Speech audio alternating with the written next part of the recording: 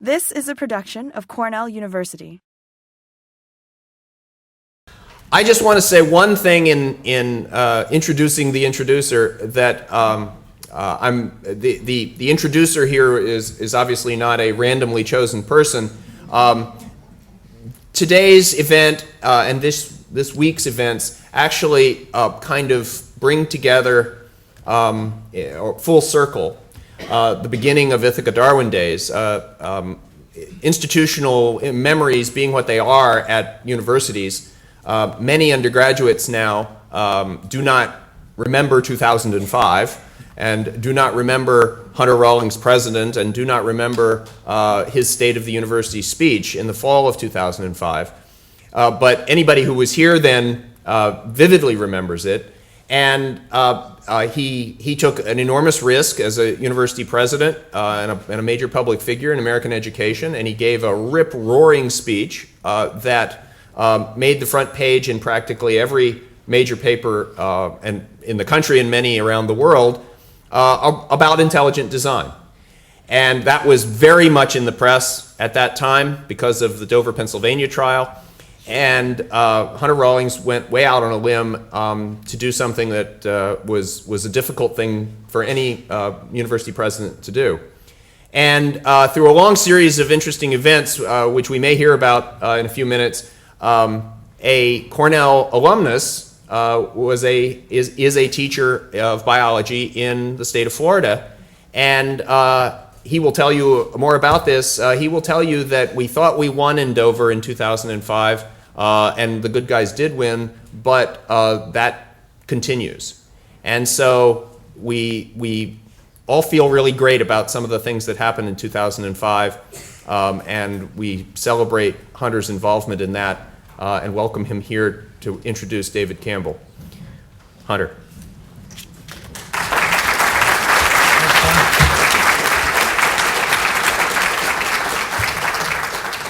Thank you, Warren, for those very kind words. Warren is one of the great promoters in history, in case you hadn't noticed. He does an amazing job, and he promotes good things, which is rare among promoters. He promotes exclusively good things, and Darwin Days is one of them, and I think we really ought to thank Warren for creating this instant tradition. Thank you, Warren.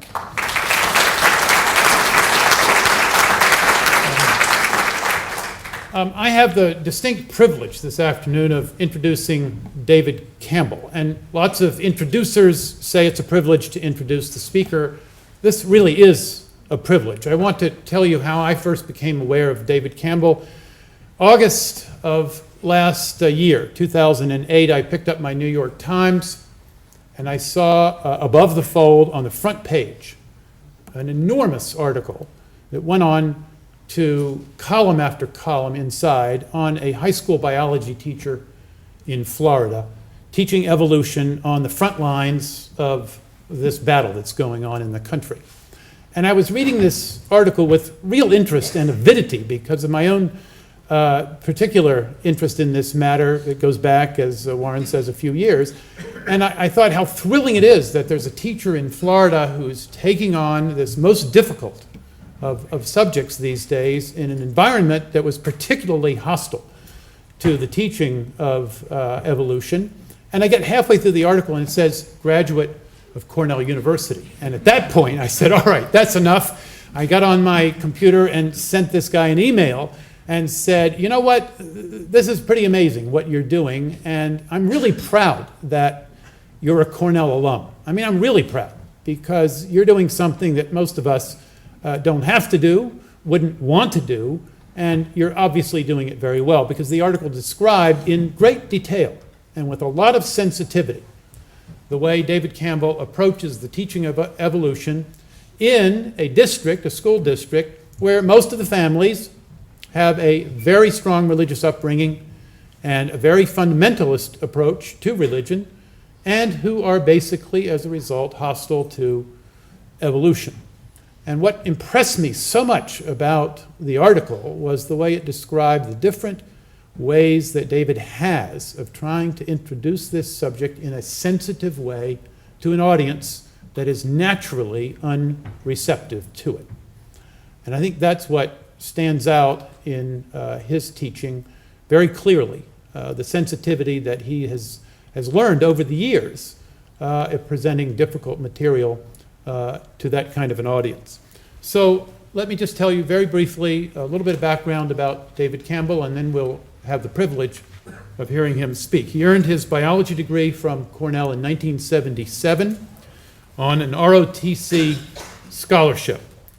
He was a teaching assistant while here at Cornell for introductory biology, and he studied with a number of very fine Cornell professors, and that was the first thing he said in his return email to me. I had the privilege of studying with wonderful faculty at Cornell, including Tom Eisner and a number of others, and I thought, there's just such a great example of someone studying with wonderful faculty at Cornell who's now out in the world doing great things with what he learned here.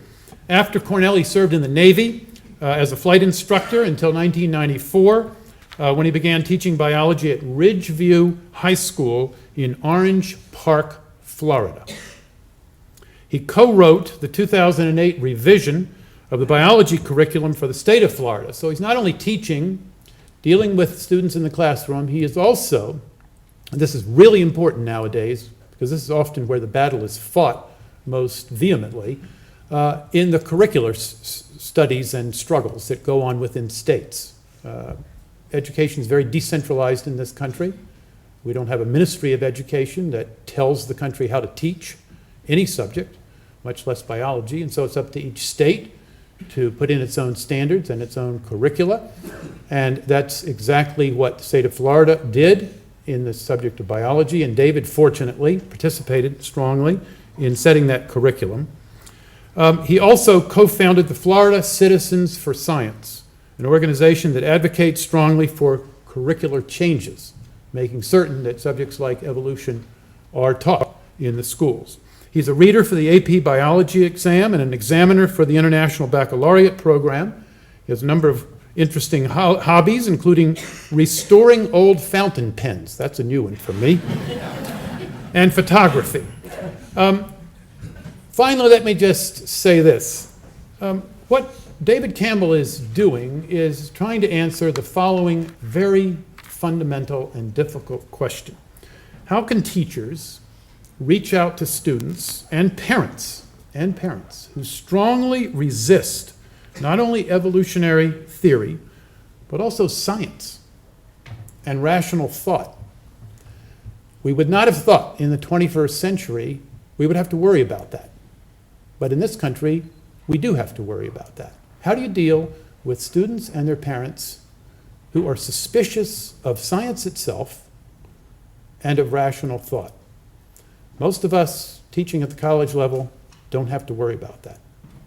Lots of teachers teaching in public schools do have to worry about that every day. So let's hear from one who is addressing that problem frontally. David Campbell.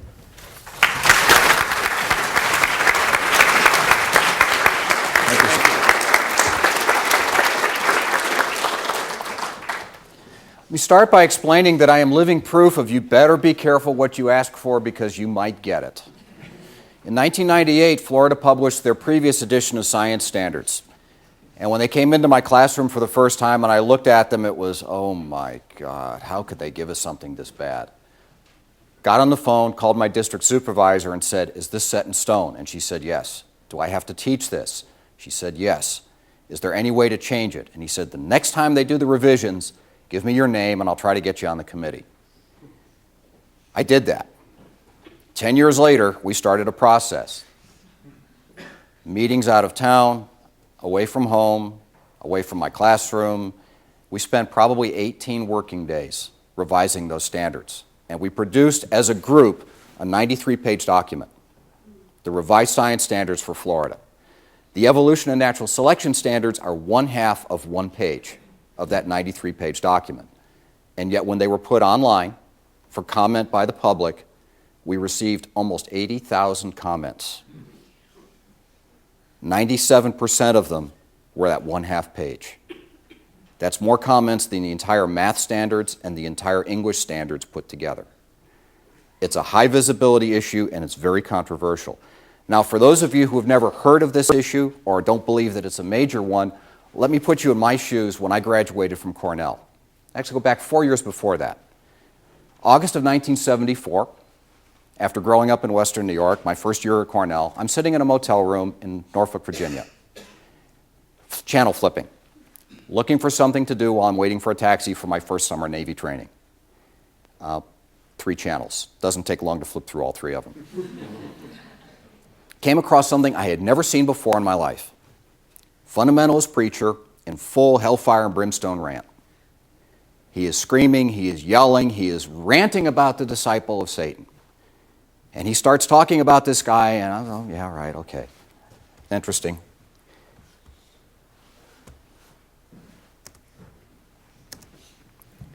This is one of the sentences that this guy said that got this preacher all fired up and upset. This is the second one.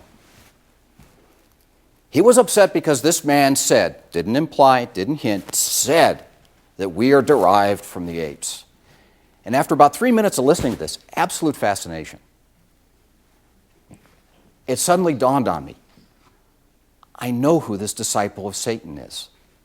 In fact, 3 months before, I sat in his office and I invited him to speak at a Jordanite meeting, the Natural History Club. Some of you will recognize the disciple of Satan, by the way, is the one on the right. This is Professor Bill Keaton, and those words were taken from the first edition of his textbook, Biological Science. And it was then that I started to realize that we had a fight on our hands and that there was a second world out there that I'd never seen before. Now, I want to just walk you through real quickly how creationism has evolved, because what we're seeing now is not the threat we saw 30 years ago. It's not even the threat we saw 5 years ago. These people just refuse to roll over and play dead. They're going to continue to fight. Start with the First Amendment to the Constitution. You hear a lot about separation of church and state, and let me tell you, there is no such thing as separation of church and state in the Constitution. What it says in the First Amendment is that there shall be no law respecting the establishment of religion. It's called the Establishment Clause. And this has been the main constitutional argument that the biologists have used to try and keep the creationists out of our science classroom. Go back to 1925, Tennessee's Butler Act. Now, at the time, there are laws like this all over the South of the United States. We had one in Florida that was passed in 1922 at the instigation of William Jennings Bryan. If you're familiar with the Scopes trial, you know who he was. It was unlawful to teach any theory that denies the story of the divine creation of man as taught in the Bible. The American Civil Liberties Union was looking for a test case. They wanted to get this law thrown out on constitutional grounds, and so they went hunting around for a district where they could find some poor little joker who would be willing to teach evolution in his classroom so he could get arrested and they could take the case to court and try to get the law thrown out. And they found one. His name was Scopes. And everything that could go wrong did. It was high profile. They got high-powered attorneys on both sides. The ACLU kind of lost their footing on this one. And in the end, Scopes was convicted. He was fined. But the case was thrown out on a technicality, so the ACLU never got to appeal it. And they couldn't find anybody else to play guinea pig and teach evolution again in Tennessee. So the issue kind of languished for a long time until 1968 in our state of Arkansas. Now, you're going to see Arkansas again. This is a real hotbed of this activity. Arkansas had passed a statute prohibiting the teaching of evolution. Now, of course, why do you want to prohibit the teaching of evolution? Because it contradicts the version of Genesis. In Epperson versus Arkansas in 1968, Supreme Court ruled that that law's effort was confined to an attempt to blot out a particular theory because of its conflict with the biblical account. And therefore, they said it was contrary to the mandate of the First Amendment. 14 years later, in McLean versus Arkansas, they tried to get around it again. This time they said, well, maybe if we make it equal time, you've got to teach both. Creation science and evolution science. Now, I want you to notice the change in the verbiage here. We have gone from creationism to creation science. Now, nothing else has changed, just the title. But by putting in that word science, maybe they thought we can get this past the courts.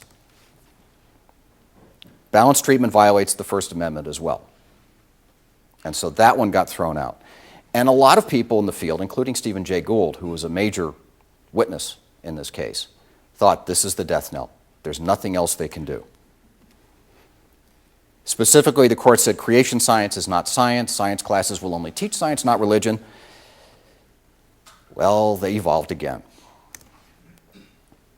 This time they came up with something else called intelligent design. 1987, Edwards versus Aguilar. This is a Louisiana case.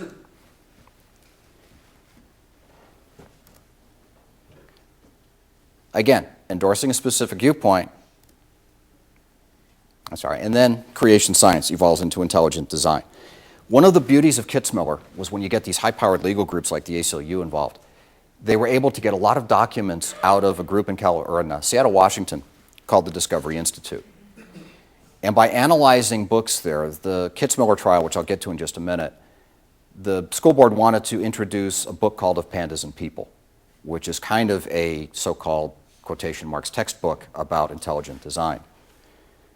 We got a lot of drafts of Pandas and People, multiple drafts. And a researcher named Dr. Barbara Forrest, who's a professor of philosophy at Louisiana State, was pouring through these books, and she noticed an interesting change.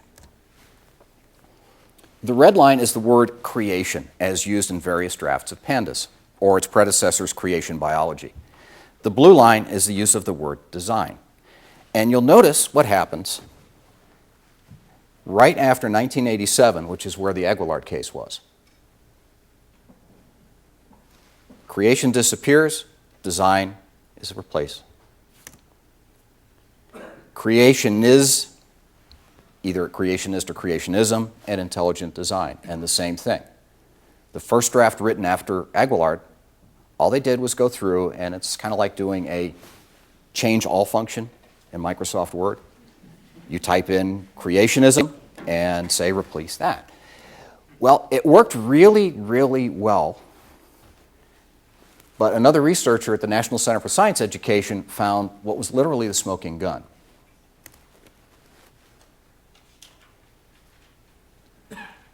Look at the last word, or first word in the last line. Evolutionists think that the former is correct. Creationists accept the latter view. This is from a version of Pandas and People published before Aguilar. The draft after Aguilar.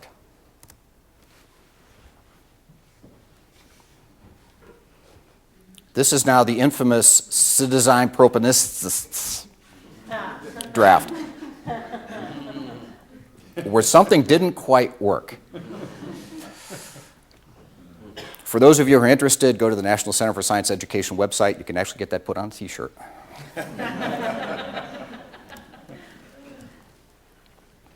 Finally, 2005, Kitzmiller versus Dover. The school board in Dover had decided to try and get a Pandas and People adopted as a science text. There were a lot of side issues here. It wasn't just intelligent design. There were people lying to a federal judge, which is guaranteed to get you into hot water, especially a very conservative judge. There were teachers who were willing to stand up to it. There were parents who were willing to stand up to it. And you brought in a lot of high-powered legal help, including the ACLU. And National Center for Science Education bought in and provided a lot of the research help. And Judge Jones, who incidentally was appointed by George W. Bush and is considered a very conservative constructionist judge, ruled that intelligent design is a form of creationism and is therefore unconstitutional. In the years since Kitzmiller, creationism has continued to evolve. What we're seeing at the legislative level, initially bills for teaching the controversy. And by teach the controversy, they mean teach the controversy in evolution. Now, there are controversial aspects of evolutionary theory. They're argued in graduate courses. They're argued among people who've studied the field for a long time. It's not something we present in introductory high school biology. But of course, that's going to be used to try to sneak in intelligent design. They're trying to put strengths and weaknesses of evolution, for example, a Cambrian explosion. But again, they're restricting it to that one area. And the latest iteration is what's called academic freedom legislation. The bill we had in Florida last year, and which I just found out Sunday will be reintroduced this year, require teachers to be allowed the academic freedom to teach both sides of evolution, global warming, and the Big Bang.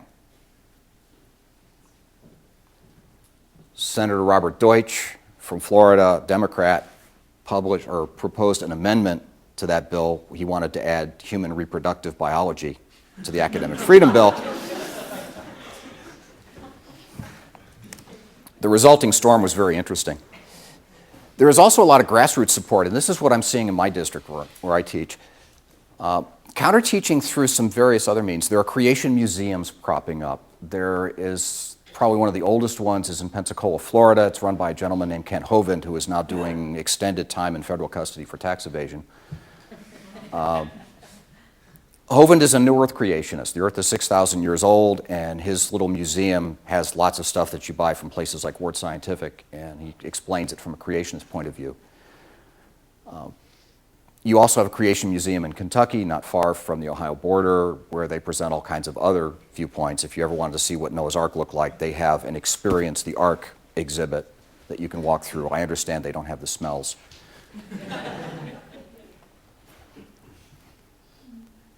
And those places present things like people and dinosaurs coexisting. I was looking at Cecil out at the museum this afternoon and thinking, I think that's the dinosaur. It's either that or it might be a small raptor. In a big diorama of 2 adults and 2 children all happily playing with these dinosaurs roaming around right close to them. And within my circles, we refer to that as the Flintstones version of paleontology. When I showed a still photo of that to my wife, who is a traditional old school Southern Baptist, her first reaction was, it's not only not scientific, it's not biblical. So they can't even get the Bible part of it right. The churches are getting very active. The schools in Clay County, Florida, where I am, are now passing out copies of a booklet to all of their graduating seniors to help gird them for their flight into the real world that tells them all the evils of evolution. That's what it looks like. This was given to me by one of my students who graduated last year. And it takes the 10 major arguments that are used in favor of evolution in most textbooks and confuses them, slides the words a little bit one way, and tries to show how they're not valid anymore. It fails miserably, but I figured you didn't want to see all the dirty arguments tonight. But it's an interesting book, especially with that wise old chimpanzee on the front. We're seeing a lot of spin. They'll talk the big lie. The big lie is you tell a lie that's big enough, often enough, people start to believe it. There are no transitional fossils. And we hear that every year at the legislature. We hear it at the public hearings. Cambrian explosion cannot be explained by evolution. We hear that every year. There's no evidence that man evolved from an ape-like ancestor. There are no transitions there. They're all either monkey or they're human, but there's nothing in between. And again, they keep telling these lies over and over and over again, and the faithful believe it because they phrase them in terms that are reasonably convincing. They intentionally misrepresent the theory and the science. The Cambrian explosion's a biggie. If you ask a typical creationist who uses the argument 2 questions, you can get them totally confused. Ask them when it happened and how long it took. Most of them are surprised to know the explosion took 15 to 20 million years. That's a long time. And we're not talking about all life forms appearing. We're not talking about plants. We're not talking about any of the vertebrates. It's mostly arthropods. Differences between micro and macroevolution. Micro is one thing, macro is the other. Micro is proved. We see it in the lab every day. Macro, absolutely no support for it, they say. I point to the Grand Canyon. I point to Niagara Falls, which has evolved just in my lifetime. But, again, it's hard to convince them of the arguments. And finally, when all else fails, you change key definitions. And this was probably, if you saw the NOVA program that was rebroadcast last night. If you haven't seen that, by the way, you need to. It's probably the best 2 hours NOVA has ever done. And that comes from somebody who's a great fan of the NOVA series. Michael Behe, the Discovery Institute fellow, ardent, intelligent design advocate, on the witness stand, explained why they were trying to change the definition of science, and I'll show you what that definition is. But he was finally forced to admit, under cross-examination, that if we change the definition this way so that it would include intelligent design, it also includes such other wonderful scientific topics as astrology. And I personally can't wait to start teaching astrology in an astronomy class. I won't ask you to read all of this, but look at what they've done with some of the language here. This is an example of what's called quote mining. Some of you may recognize this. This is a quote from the first edition of Origin of Species. And it's Darwin talking about the eye. Now just read through that kind of quickly, and your general impression. What does Darwin think about the evolution of the eye? Is this something that his theory can explain? This particular quote shows up on lots of creationist websites. We heard it in testimony last year at public hearings from at least a half a dozen different people. It was read into the legislative record in Tallahassee. It's absurd, right? The eye could not have evolved under natural selection. It's too complicated. This goes back to Dembski's theory of irreducible complexity. What they fail to give you is the following sentence. This is what immediately follows. And the phrasing's a little convoluted. But basically he's saying that if you can find gradations of complexity from one eye to another, from a simple photoreceptor to a simple eye cup like a planaria to a simple pinhole like Nautilus to other, just moving up the line, it's a reasonable progression, and all of those forms exist. Even more interesting, you find our photoreceptors are a direct chemical link to what you find in bacteria. You end up with this. The difficulty of believing that a perfect and complex eye could be formed by natural selection, though insuperable by our imagination, can hardly be considered real. The difficulty can hardly be considered real. He proposed an explanation, he threw it out there for people to look at, and they've been working on researching it ever since. And if you want to see a really elegant description of that, get Richard Dawkins' book, Climbing Mount Improbable, where he looks at eye evolution in some detail. I promise after the next two, there are no more really wordy slides.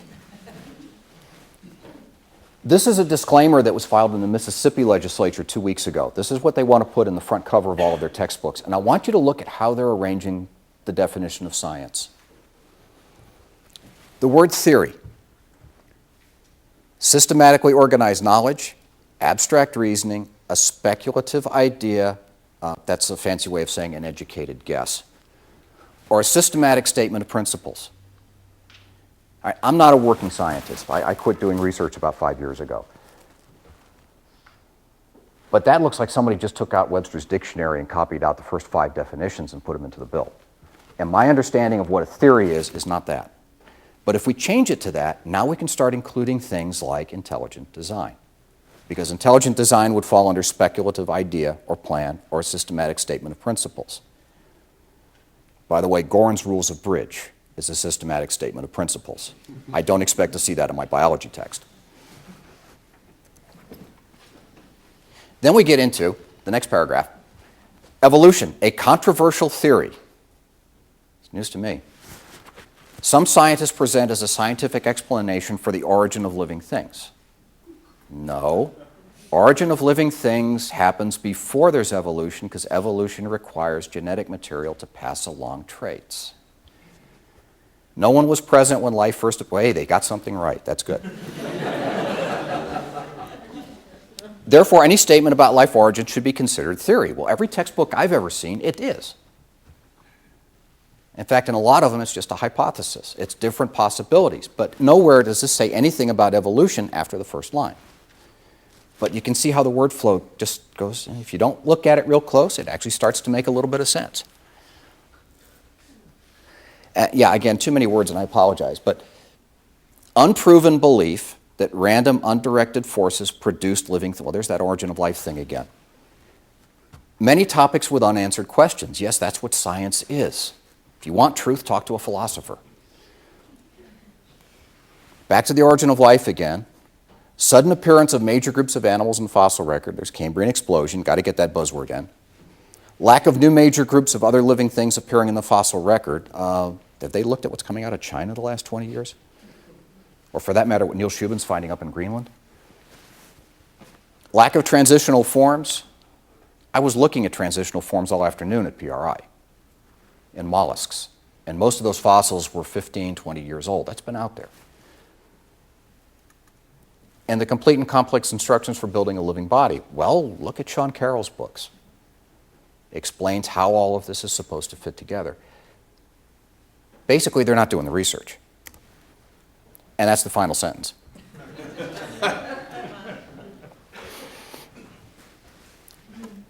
Can't disagree with that one too much. So over the years, creationism has been killed, buried, put to bed, and left for dead more times than almost any other characters or ideas we can think of in the past. This is one of my favorite undeads. This is Boris Karloff. He was killed 3 times as Frankenstein monster. And he got so tired of being killed that he finally gave the role to somebody else. This is the second actor to play Frankenstein. This is Glenn Strange. Glenn obviously thinking of taking up the role as Gruesome in the Dick Tracy series. And of course, there's the ultimate survivor.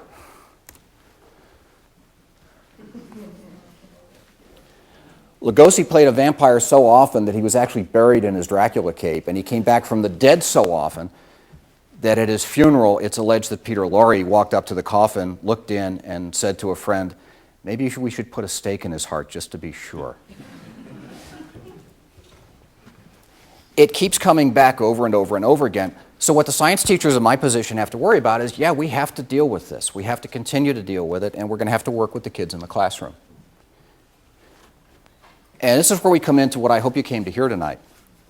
Now that you understand sort of the pressures that we're seeing, how do you approach students without turning them off?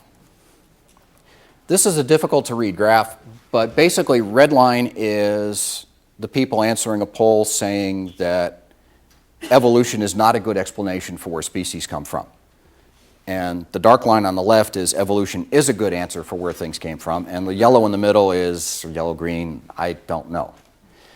And for those who are having trouble reading, I'll point out that at the top of the list you have places like Norway, Belgium, Spain, Germany, Italy, Netherlands. This is us. We are near the bottom of the heap. In fact, the only one below us is Turkey, which has a resurgent creationist movement based on Muslim ideas. So it's not a uniquely Christian tradition. Students are walking into our classrooms with misconceptions. They have different ideas of what evolution is, what creationism is, and how science is supposed to work. And anybody who's ever taught children will tell you these are very hard things to change. In fact, the hardest thing for a teacher, especially in a high school, is to change a misconception. Somewhere along the way, my kids are picking up the idea that mass is the amount of space something that takes up. For the non-scientist, that's actually volume. So we spend a lot of time in the first semester, and that's a test question on 6 consecutive exams. It's on 3 different quizzes. We do 2 labs on scientific measurements. And at the end of the semester, we have a semester exam, and guess what? That's one of the questions there. And they know it's coming. I mean, it's not a surprise. You will be tested on mass on the next test. At the end of the semester, I still have 25% of my students telling me mass is the amount of space something takes up. It's this misconception. It's there. It's really hard to change. And by high school, the deck's already loaded because these kids are there. Studies have shown by the time somebody's 12 or 13, most of their kind of philosophical, inbred ideas like religious faith are pretty well set in stone. I mean, it's not a coincidence that the Catholics, the Episcopalians, and the Jews all have their religious ceremonies bringing people into the church or the synagogue at about the same age. Bar mitzvahs, confirmations, 12, 13 years old. And it's at that point that I raise my arms and I praise the mighty camel. You've all heard the expression about the camel. If you let it get its nose into the tent, pretty soon you have the whole camel. I look at my job with my students as getting my nose under the tent and teaching them the basics of science. These are the misconceptions I'm facing. And if the language is a little strong, trust me, this is the way a lot of these kids feel. Evolution is not only wrong, it's evil. I've been told I'm going straight to hell when I die more times than I can remember. It's anti-religious. There are a lot of people out there who believe that you can't do Darwin and you can't do religious faith at the same time. It's a contradiction in terms. Third one down, self-explanatory. And of course, those of us who actually teach evolution are all of the above. And I'll point out for what it's worth that in the weeks after the Dover decision came out, Judge Jones received multiple death threats and was in fact under federal protection, he and his wife both, for over a year. My wife was really concerned about my working with Amy Harmon on this article for the same reason. She was afraid that there would be serious repercussions. And yeah, there have been at least 6 that I know of demands to my school district that I be fired. 3 of them went to my principal, 3 went to the district office. I don't know what happened at the district. Principal took them, ripped them in half, and threw them in the trash can. This is what I try to do. You try to establish credibility with the kids. From day one, yeah, I know my biology. And you do that with a lot of open-ended questioning, labs that involve them asking questions, but just establish that, yeah, I know the science. I keep a non-threatening classroom environment. I never intimidate a student. I never go down on a student, really attack them for any of their beliefs, whether it's religious or non-religious. And that's a good start. The bottom line that I tell them, although not necessarily in those words, is what I'm teaching is in the standards. That means it's state law. And since it's state law, it's going to be on the test. It's on my unit test. It's on the state comprehensive assessment test that they will take in 11th grade. They have to know the material. If they want to pass my course, they have to pass the test. See, you can write whatever you want on the exam, doesn't bother me. I'll write 0. I'll write you really need to think about answering this question in a different way. We'll talk about it later. But you're going to fail the test on that, because if you do that for every evolution question on the evolution test, you just bought yourself a really low grade. And the bottom line, for the ones who are really stubborn, I don't expect them to believe in evolution. I really don't care. But I do expect them to understand it and be able to explain the basic concepts to me. And if you put it in those terms, most of them will at least let you get that little nose under the tent. And that's all I'm asking for. I'm trying not just to get the evolution part of this across, but get them to think rational thinking in science. And you do that in a couple of ways. I like to start simple. The first day we do the evolution unit, they know it's coming. I've given them the week's agenda in advance. I'll give them 3 definitions. Definition number 1, origin of life. Tell me what it means. And they usually tell me what it means. Evolution. I want you to give me a general definition of what evolution is. And all I'm looking for is 3 words. Change over time. And I leave the third term, which is natural selection, up there without a definition. We just go straight from that to this. All right? What things in your daily life change over time? We're not talking biology now. We are completely outside of the sciences. This is cultural. And they start giving me answers. We talk about clothing styles. We talk about dress codes, hairstyles, language, lots of other things. I bring out something from a hipster back in the 1950s so they can see how the language has changed. I show them pictures of people at a party in the 1930s to show them how the clothing has changed. And because I like to do it, because it's fun and I get away with it,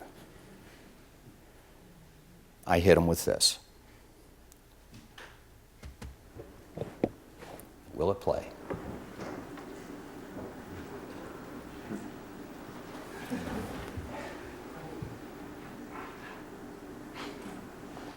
Aha.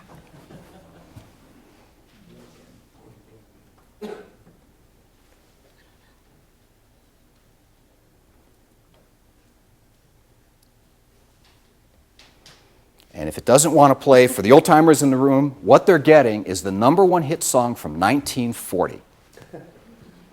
Glenn Miller's In the Mood. Now, this does 2 things for them. First of all, hey, that's really cool. I actually had a girl get up last year and start dancing in the aisles. I mean, when you're raised on hip hop and what the rest, most of what they're listening to these days, this is just totally different. And it blows their minds away. And then we're into change. We're into change and how it works. And now that we've got the concept across, we bring up something that they can really sink their teeth into, and that's the best known popular culture icon in the world, at least as of today. Now, Ronald McDonald's sneaking up on this guy. I live 3 hours from Orlando, which we in Florida, by the way, refer to as Mouse World. And I hit him with this. And this is taken from an article that Stephen Jay Gould wrote in Natural History many years ago. And he used it as an example of neoteny. How Mickey's changed and indication of neoteny. And he took that into a discussion of how humans are a neotenous example of earlier primates. Fascinating thing, really cool biology.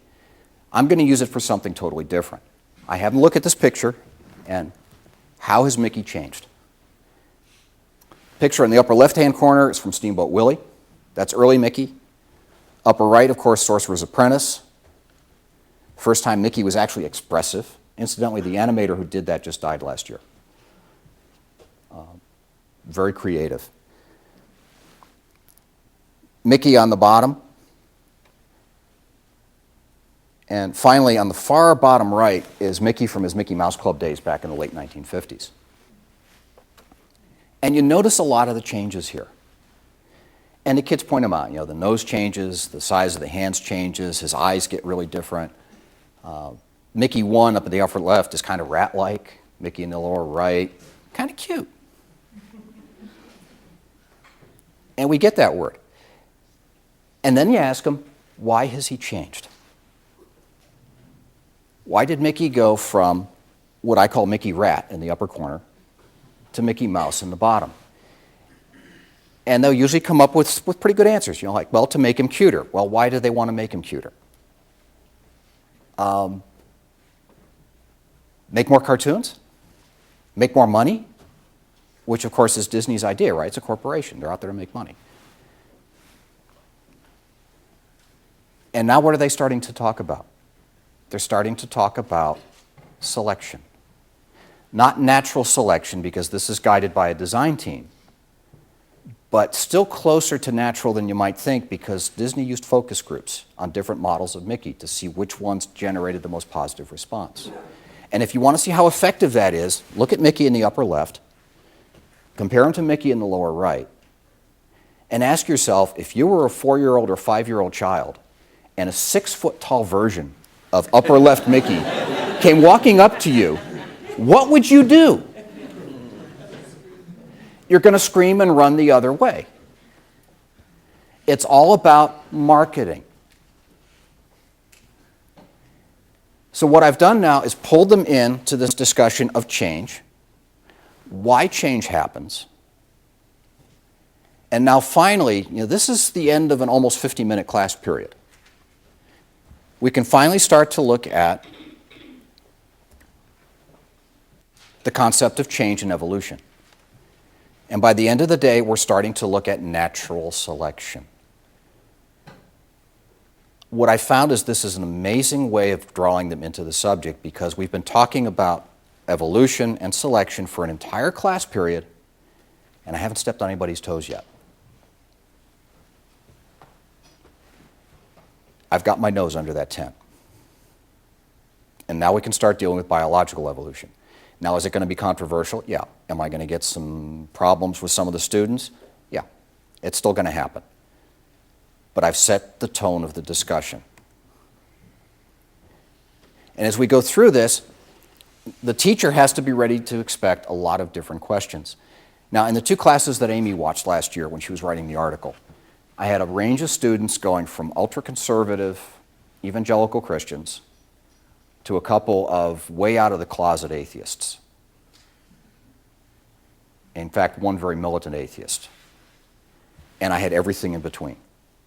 So you've got a full range. And my biggest problem, something that Amy didn't write about, was not so much dealing with the evangelical kids. It was trying to keep a fight from starting in my classroom. And so you have to lay the ground rules really, really early. This discussion is a lot more fun with my IB kids, because they're used to having discussions on controversy. You're going to get a lot of inquisitive questions. Well, how does this work? How does that work? Show them a picture of the hand of a gibbon monkey. And other than the fingers being really long, it looks human. It has fingernails just like we do. Has all the joints just like we do. Does all the things that we do. You're going to get harassing questions. I got Jonathan Wells questions the year before last. I expect to get them again this year. 10 questions to ask your science teacher and show that he's a complete idiot. He doesn't say the complete idiot part, but that's what they're there for. And you get some outright hostile questions. I did have a student last year, one of the days Amy wasn't there, as he walked out the door, whisper under his voice, and he thought I couldn't hear him, "You son of a bitch, you're going straight to hell."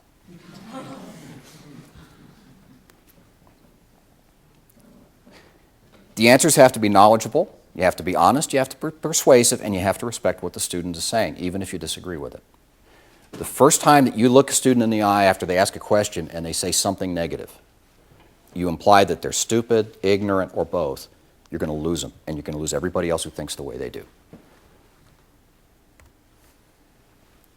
Next step, I call it the wow factor. Show them pictures of bacteria, tuberculosis, antibiotic resistance. We talk about dogs. We show pictures of dogs. Show them a Great Dane sitting next to a Chihuahua. Common ancestor. Not that long ago. Would you believe that? And that's a result of selection by humans. I show them pictures of the Scottish cow. If you've never seen one, hair that hangs all the way down to the ground, really short legs, and big horns. Beautiful looking animal if you're Scottish. And the short legs are a real blessing when you have to go out and try and catch one of these things in the snow wearing a kilt. But you compare that to the ancestral stock from northern England. And then you break out the fossils. And I set up a fossil display, and they can go around the room and they can look at everything. The first day we do fossils, I hand them a beautiful little softball-shaped fossil, cut right through the middle, polished on one end, and just say, pass it around, take a look at it. Don't tell them what it is, don't tell them where it came from. I just take a look at this thing, and I'll tell you that it's really, really old. And they'll pass it around, and a couple of them will say, well, what is it? What is it? Why don't you tell it? Just bear with me. And while they're doing that, we're doing something else with the rest of the fossils. The next day when they come in, there's a 14-station lab activity set up. 14 different fossils, mostly real. And they go from station to station, and that's when they find out that this thing they've just passed around is a piece of Cretaceous crap. It's a coprolite from a vegetarian dinosaur, and now they get to look at it and they can actually see the plant stems in it. Partially digested plant stems, which is why it was polished. And that gives them the wow factor. I mean, they're actually able to look at this stuff. They read about Myohippus in their textbook. I have a Myohippus jaw that I got from a friend in Tennessee. It's sitting there for them to look at. This year I'm getting an actual horse jaw to put next to it. And they can compare the two. Myohippus jaw, adult horse ancestor about that long, about this big across the back of the jawbone. Let them look at this stuff. And you start to pull them in. My biggest problem children last year, the two most difficult cases I had, actually came in after school to look at the fossils again. It really helped to bring them along into the idea of science.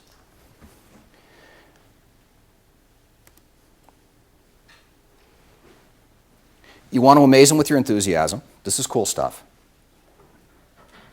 I have always said that I should be able to walk into a faculty meeting, challenge one of my other teacher friends, like a history teacher, an English teacher, a math teacher, and say, teaching biology is the most exciting thing you can teach in a high school. And challenge them to defend their position that I'm wrong. Because if you don't feel that way, you shouldn't be doing it. You've got to have the fire in the belly, the enthusiasm for teaching it. We use a couple of very well done videos. Most science videos, excuse me. Secret Weapons looks at how insects defend themselves. The fact that it stars Tom Eisner is beside the point, but it's a really neat video. And I've had students come back 8 years after they graduate and ask if I was still using the video with the crazy beetle that sticks to plants in it. They remembered that program. NOVA has a program on The Missing Link, looks at the evolution of tetrapods, which is still very good, although it came out the year before Tiktaalik was found. That gets them into it, and it's a story time. It shows them that this thing is not just a bunch of dry stuff in a textbook. And I use the E word all year long. I mean, there's some teachers absolutely terrified of saying it because of the reaction it gets. It's part of my normal conversation. Evolution, evolution, evolution, evolution. It happens all the time. For this to work, and this is what I think Dr. Rawlings was getting at when they brought me up here, we need to teach the teachers better. They need to be better trained. Most of the teachers that I run into down there do not feel comfortable knowing that they're going to be confronted in their own classrooms.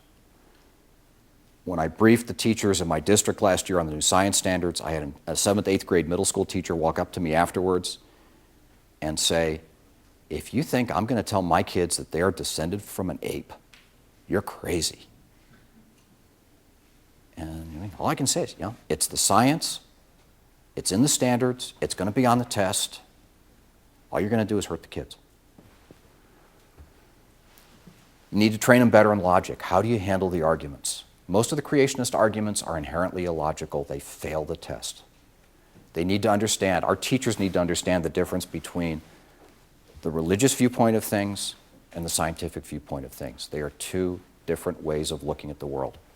When your kids come into you and they are absolutely convinced that A, B, and C are right because they are in this book and anything that contradicts this book is wrong, you have to know how to answer that without hurting them.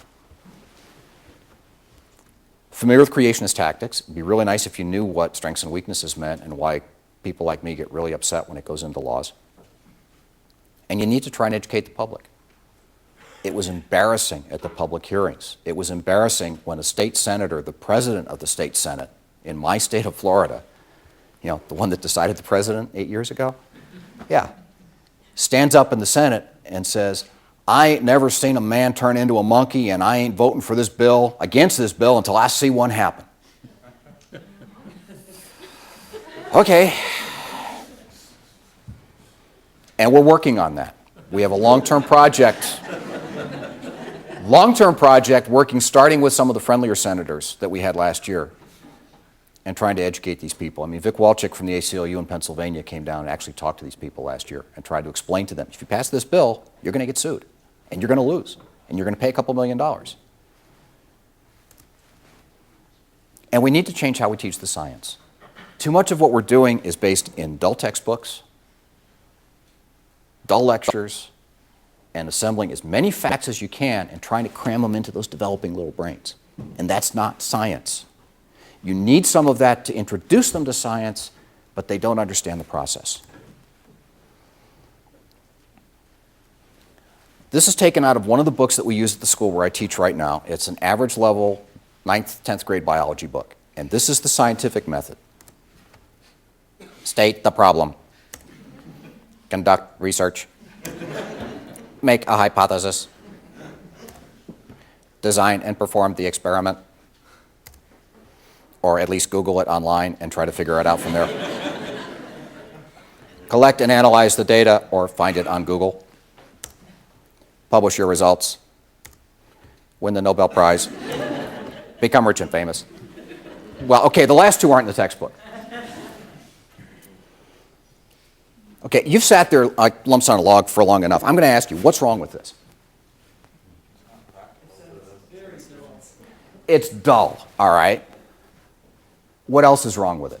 It's only one of the scientific methods. It's only one of the scientific methods. How do scientists more messy than that?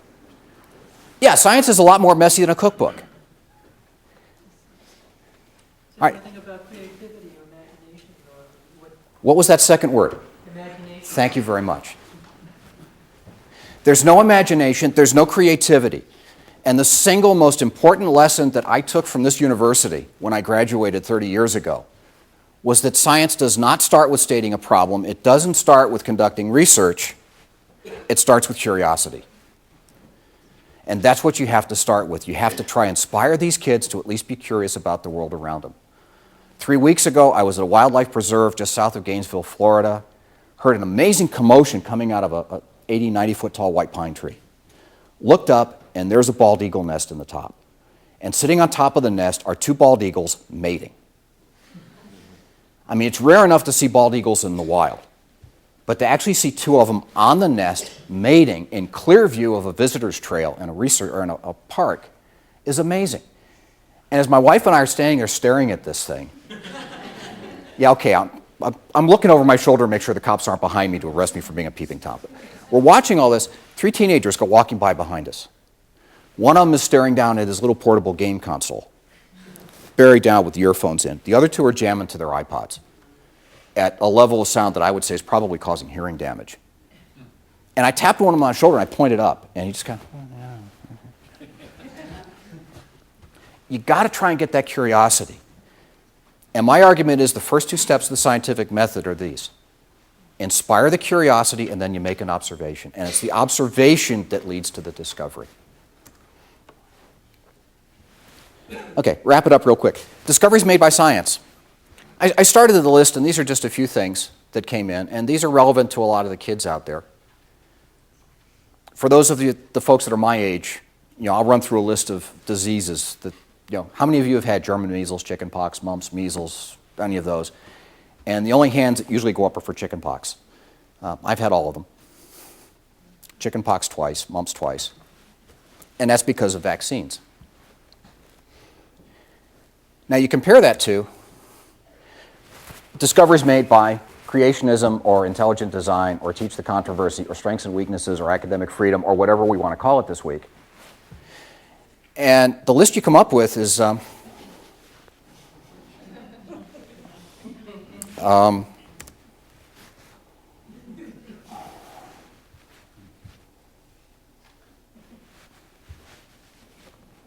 need I say more?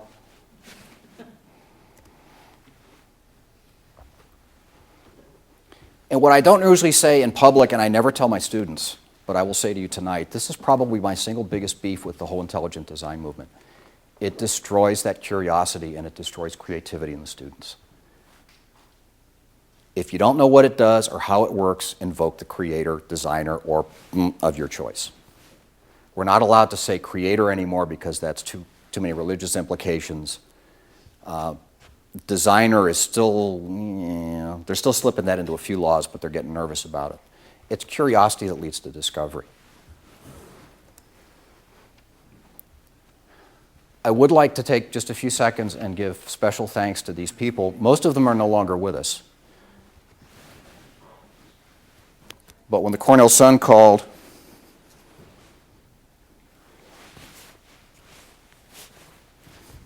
just shedding microphones everywhere here.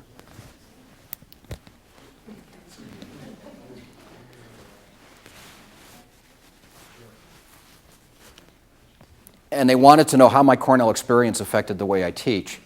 This was the first list of names I gave them. With one exception, I have seen nobody, well, two exceptions. I've seen nobody on this list since I graduated in 1977. I saw Dr. Eisner once about 8 years ago when I was back for a visit to campus. I hope to see him again tomorrow. But most of the rest of them, Richard Brown was a teaching assistant in entomology. He's now at Mississippi State, where he is, by the way, seeing graduate entomology students who are intelligent design advocates. John Heiser is still here. I understand he just had knee replacement surgery and is not terribly mobile, which I can't imagine an immobile John Heiser. John was the director of labs for the vertebrates as a teaching assistant. He was still a graduate student. But again, his teaching style was unique, and I learned a lot from him, not just the biology. And that's what's true for all of these people. They didn't just teach the science, they taught me a lot about teaching the science. And so I just, if you'll, let me get away with that for 1 minute. I did want to thank them in public.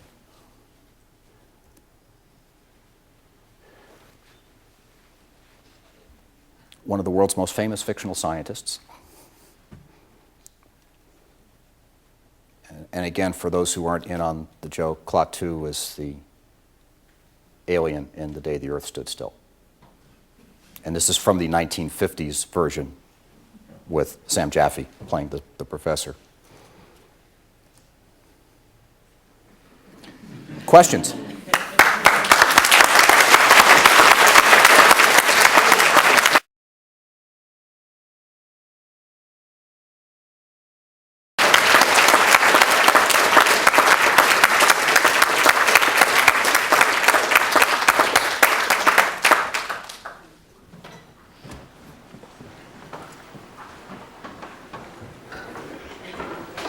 Yes, sir. So one thing you mentioned was someone from the ACLU coming down to Florida and saying to the legislature, Yes. This is a bad decision. Yes. If you try this, we will sue you, or we will represent whoever sues you. Yes. And you will lose. And that's okay for, say, the state of Florida, but then you have small school districts like Dover, one in Dover, Dover, Pennsylvania. Yeah. Very, not very wealthy school district. Yep. Doesn't have a lot of money. Yep. And they get sued, and there was like a $1 cash reward, but I'm pretty sure they lost a lot of money. $1.4 million in legal bills. Yeah, legal bills, right? Because their lawyers won't win. And it should have been twice that, but the Thomas More Law Center decided not to bill them for their legal services after they lost. Right. So my question is, I mean, how good does that threat work? And how do you, It works is it because universal? the way the law was phrased in Florida, the districts would have been responsible, and it ends up being the districts that probably would have been sued. The new bill in Louisiana that was just passed last year, and I would expect a legal challenge on it this year, they just proposed adopting some ID books for the biology courses in Louisiana last week. The way their law is written, both the state and the individual parish district are individually responsible. So any lawsuit that goes, they're going to have to split the bills. And I mean, I'm hearing rumblings about what's going on in New York. I got an email this morning from my school, and they just fired half of our library staff, gave them 2 weeks' notice because of the budget difficulties. And we're looking at a 5% pay cut next year and a 5% reduction in teaching staff. So my class size is going to go up 20% next year. And I guess similarly, can it So- be turned around and used by those people to say, oh, now the ACLU is just bullying us? The terms ACLU and bully are viewed as synonymous in the state of Florida. So is it just more ammunition? Yeah, it is. It is. And that's just one of the things that you have to face. I mean, I know that if I go to the legislature and I go to talk to my state senator, everything that I tell him will be, he has his ideology, he knows what he believes, and nothing is going to change that. I just want the freedom to teach science in my classroom without intelligent design. Now, if they want me to teach ID, I'll be happy to do it. I will teach strengths and weaknesses, and by the time I'm finished, anybody who walks in that room believing in ID is going to walk out absolutely convinced that it's dead wrong. But a lot of teachers don't have that background to do that. I just want good science. I want my kids to understand what rational decision-making is so that maybe we won't go through what we have the last couple of years in this country with some really incredibly non-scientific decision-making, without mentioning names. Yes? I presume in your school district, you probably have biology teachers, other science teachers that don't subscribe to evolution. I have a teacher 2 doors down across the hall who is an intelligent design creationist. She was quoted in Amy's article. How do you deal with that? Like, She and I have had some lengthy discussions, but what she does in her classroom is between her and the administration at the school. There's nothing I can do about that. They are aware of what she's teaching. They are aware that it is laying them open to a lawsuit. And what's being done between administration and her, I don't know. what about when students go between the two classrooms and they say, Mrs. So-and-so said this, but you said this? I very diplomatically tell them that that is not the way the science is interpreted. It's the best thing I can do. Professionally, I can't cut down another teacher. I can't do that.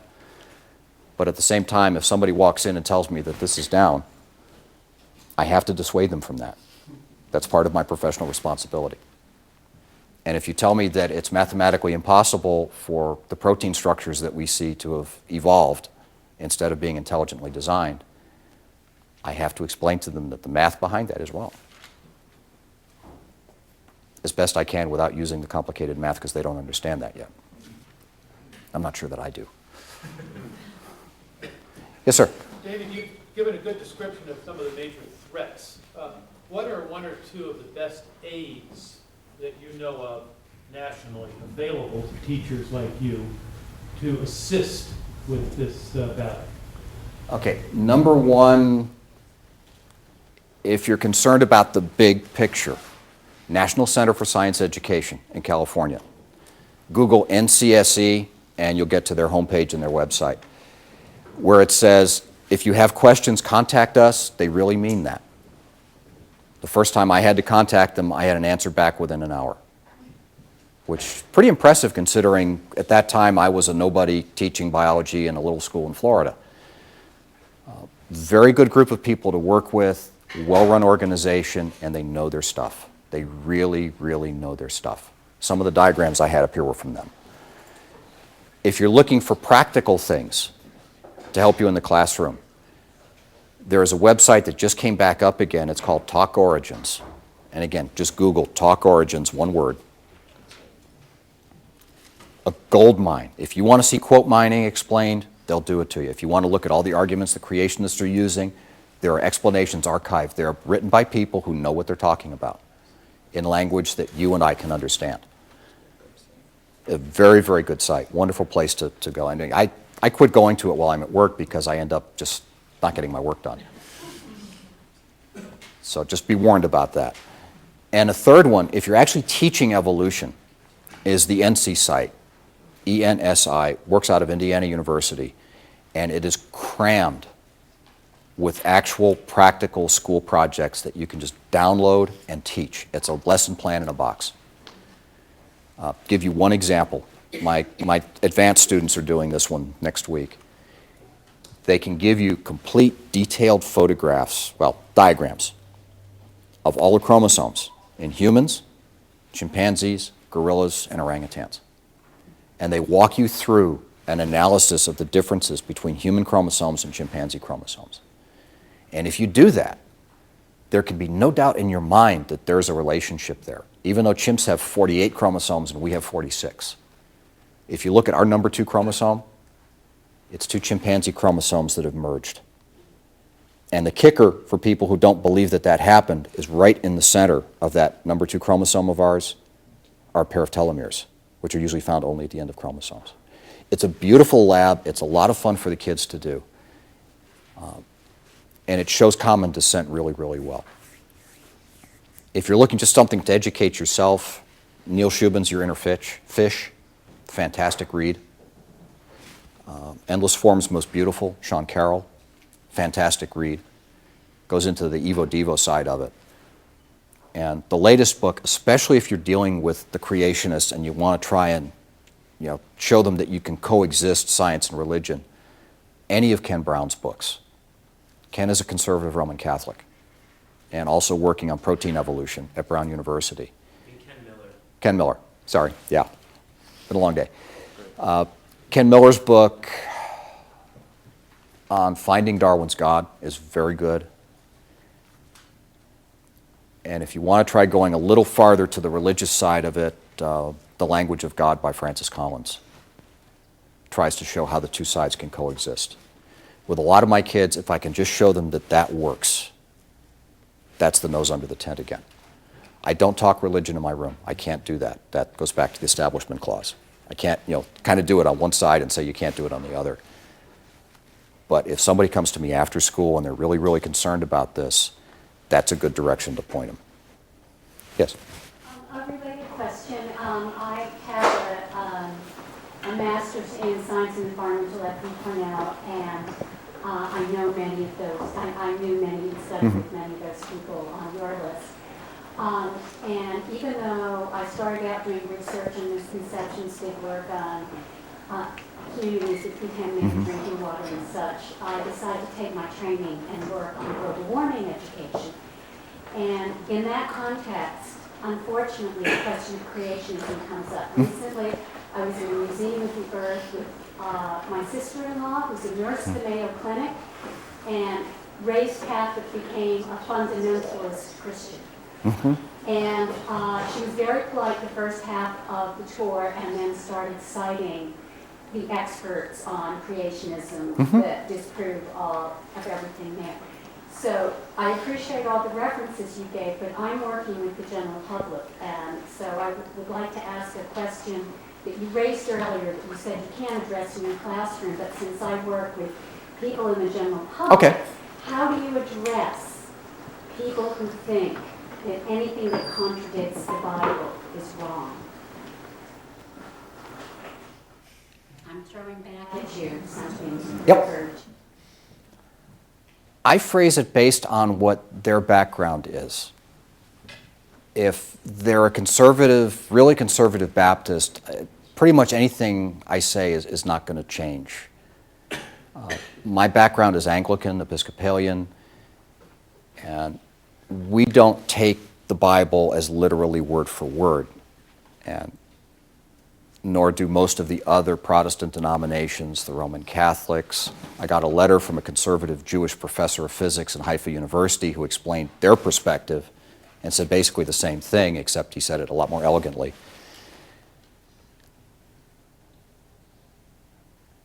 And that's the technique I usually approach.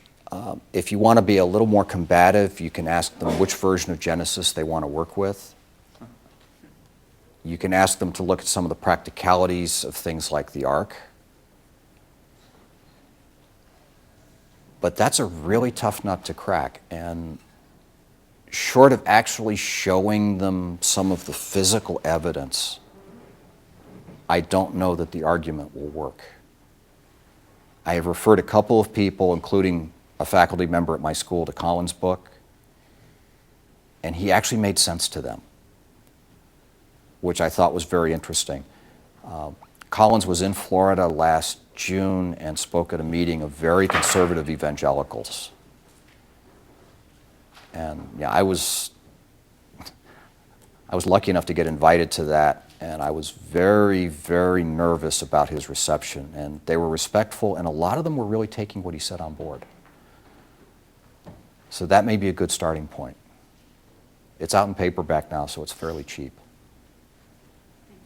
And that may help. There's also, if you go, there's a BioLogos website that's coming up, and that is supposed to have information. Collins is bankrolling that one, and he should have information shortly on how to approach that problem.